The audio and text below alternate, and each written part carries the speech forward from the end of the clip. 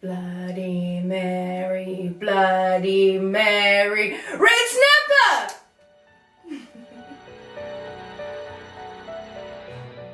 Hello and welcome to Costumes and Cocktails. Today is steeped in blood because it's almost Halloween, and the cocktail that we'll be doing is the gin version of the Bloody Mary, also known as the Red Snapper. It is widely accepted that the Bloody Mary was created in 1920 by Fernand Piet Petillot at Harry's New York bar in Paris. Now there are a few versions as to how this cocktail got its name, and my favorite is the bloody historical origin. This was based on Catholic Queen Mary when she came into power, and the first decision that she made in her ruling was to execute a large number of Protestants, and thus she got the name Queen Bloody Mary. The tomato juice is meant to represent the blood that was spilled by all those poor Protestants, and the vodka, which is what this cocktail is normally made with, is supposed to represent her favorite form of execution, the fire water, in other words, burning at the stake. In 1925, Petillot returned back home to New York, and eventually he ended up working at the St. Regis Hotel, where he quickly became one of New York's favorite bartenders. Next to me, of course, because I'm undead. One day, a Russian prince walks into the bar, Sergei Obolensky, and he orders himself a Bloody Mary, but insists that it be made spicy. Petillot adds some Tabasco, and hey presto, we have a new version of the Bloody Mary. As the drink grew in its popularity, the owner of the St. Regis Hotel, Vincent Astor, felt that the name Bloody Mary was a little rough and ready and decided to change it to the Red Snapper.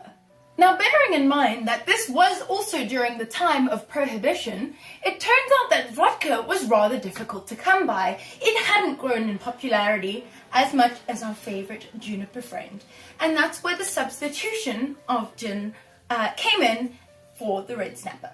Comedian George Jessel claims ownership of this cocktail, and though he may have had a hand in the creation, his version was a far more rudimental version, containing just the tomato juice and the alcohol. Piet Petillot added the spices and flavors that complement the botanicals in gin so well that it makes for a very savory cocktail. I'm gonna try and make it. I'm terrified. I think I'm gonna hate it, but let's see how it goes. To start off the cocktail, we need 2 pinches of celery salt and 2 pinches of freshly cracked black pepper. Put those in a bowl and use a lime to rim your glass and dip it in the salt and pepper. Then add ice to your glass. The gin that I'm using for this cocktail is a French gin. It's called Citadel, and it has some really savory botanicals, including lemon, orange, grains of paradise, which is quite peppery, and Ayakubeb, also a peppery flavor, so I think it will play quite well with this savory cocktail. We need 60 milliliters of gin.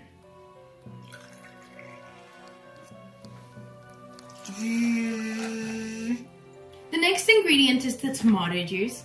I'm one of those people that hates smooth soup, in particular tomato. Tomato as a flavor is a bit touch and go for me, so I don't know how I'm going to feel about this, but it's required. Smells like soup. We need 120 milliliters. Oh, mommy. The next ingredient is freshly squeezed lemon juice. We need 15 milliliters. Bloop, bloop. Oh. Now for the spice, we're gonna add some Tabasco sauce. 6 dashes. 1, 2, 3, 4, 5, 6. The last ingredient is Worcestershire sauce, and that is 4 dashes. 1, 2, 3, 4. Time to shake up this monstrosity that I have created.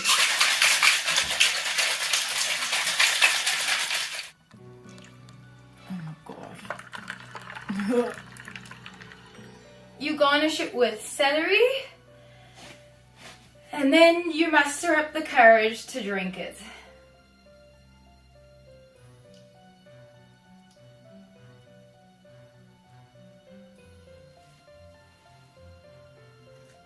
Maybe if I don't smell it.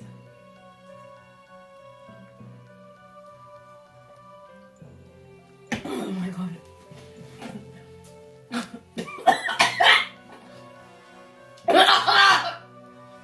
It's so horrible! It's so gross. Okay. It's so gross. Now I'm getting pepper. The rim lined is... It's savory, it's burny, it's disgusting. The tomato juice is revolting. I can't taste the gin. It's savory, it's disgusting. I'm not going to finish this. I'm pouring it down the toilet. I will never make this cocktail again. Thank you for joining me, and hopefully next week is much better.